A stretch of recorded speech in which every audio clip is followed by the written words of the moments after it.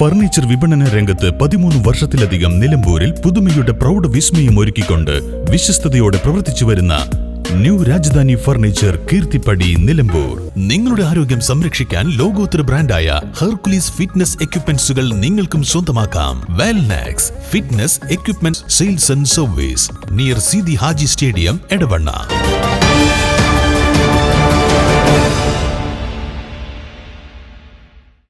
നിലമ്പൂർ നഗരസഭയിൽ വാർഷിക പദ്ധതി രൂപീകരണത്തിന്റെ ഭാഗമായി വികസന സെമിനാർ സംഘടിപ്പിച്ചു. ആര്യാടൻ ഷൗക്കത്ത് MLA ഉദ്ഘാടനം ചെയ്തു.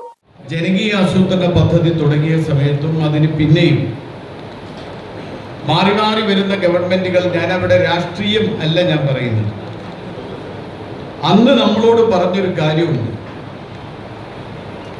ഇപ്പോ ബഡ്ജറ്റിന്റെ പ്രത്യേക വിൻഡോ പ്രകാരം 30% മുതൽ 40% വരെ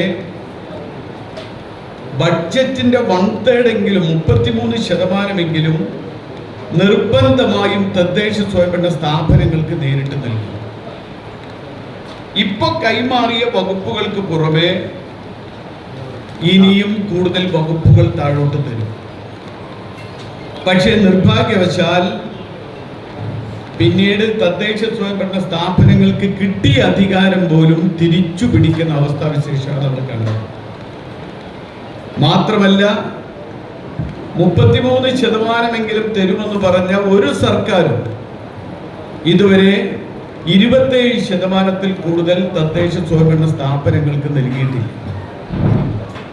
ഇനി തരുന്ന 27% തന്നെ പത്തനംതിട്ട ബാബു വർഗീസ് പറഞ്ഞു, സ്റ്റാറ്റ്യൂട്ടറി ആയിട്ട് നിങ്ങൾ നിർബന്ധമായും വെക്കേണ്ട കുറെ കാര്യങ്ങൾ നിജപ്പെടുത്തിക്കൊണ്ടാണ് നമുക്ക് ഈ പൈസ തരുന്നത് 27%. നഗരസഭാ ചെയർപേഴ്സൺ പത്മിനി ഗോപിനാഥ് അധ്യക്ഷത വഹിച്ചു. ആസൂത്രണ സമിതി ഉപാധ്യക്ഷൻ ഡോക്ടർ ബാബു വർഗീസ് സെമിനാറുമായി ബന്ധപ്പെട്ട പ്രവർത്തനങ്ങൾ വിശദീകരിച്ചു. വൈസ് ചെയർമാൻ ഷൗക്കത്ത് അലി കൂമഞ്ചേരി മുഖ്യപ്രഭാഷണം നടത്തി.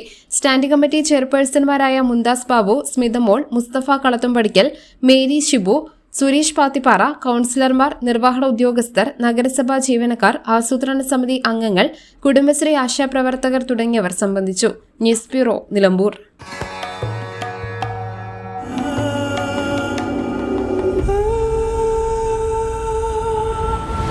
ചരിത്ര Vivah bridal collections by Shobhika Weddings.